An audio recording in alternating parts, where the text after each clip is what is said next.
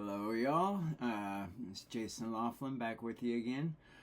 For our discussion this week, I chose to analyze the story of Rogue Giants at Sea by William J. Broad. Next question: why it captured my interest? It really captured my interest from the writer's anecdotes at the beginning and their first quotes. In the beginning, he says, the storm was nothing special. Its waves rocked the Norwegian dawn just enough so that the bartenders on the cruise ship turned to the usual palliative-free drinks.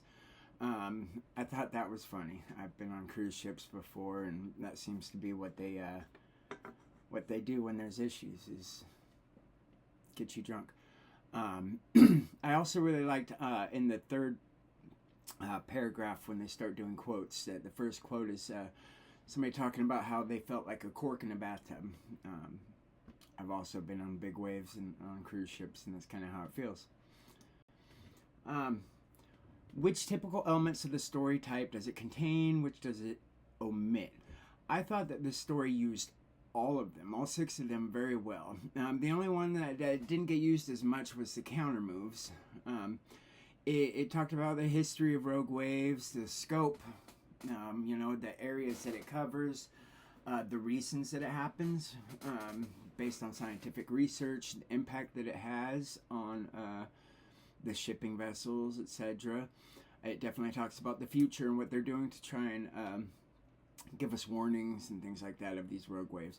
The only one with counter moves, it didn't really talk about people talking, against it or anything like that right now. It talked about how scientists in the past didn't really believe that these were a thing.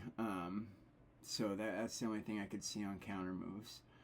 On to the next question. Which element does it do a particularly good job with? Describe how it does that.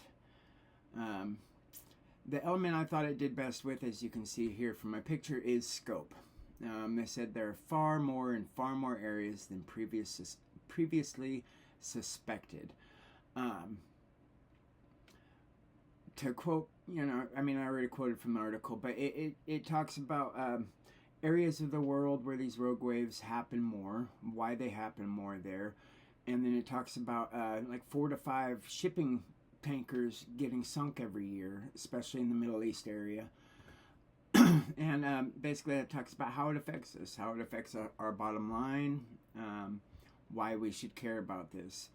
History and future and all that is great, but people that don't live on the ocean, wouldn't really typically care about rogue waves. So this kind of gives them a reason to care.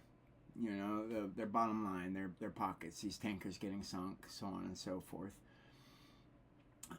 So to move on to my last slide, how might you try and do a similarly great job with the journalism story you'll be writing in the course?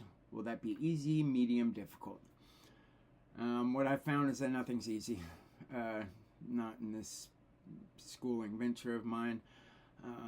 There's been some really difficult stuff, but I think with my experience, news writing and creative writing, and etc., I think I'm going to put it about medium. I like writing stories. I like journalizing.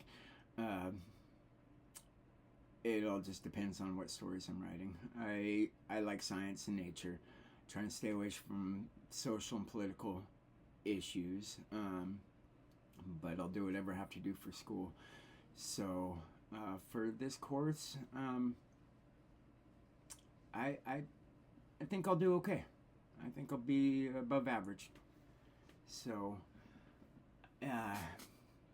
thank you all very much, and I hope you enjoy.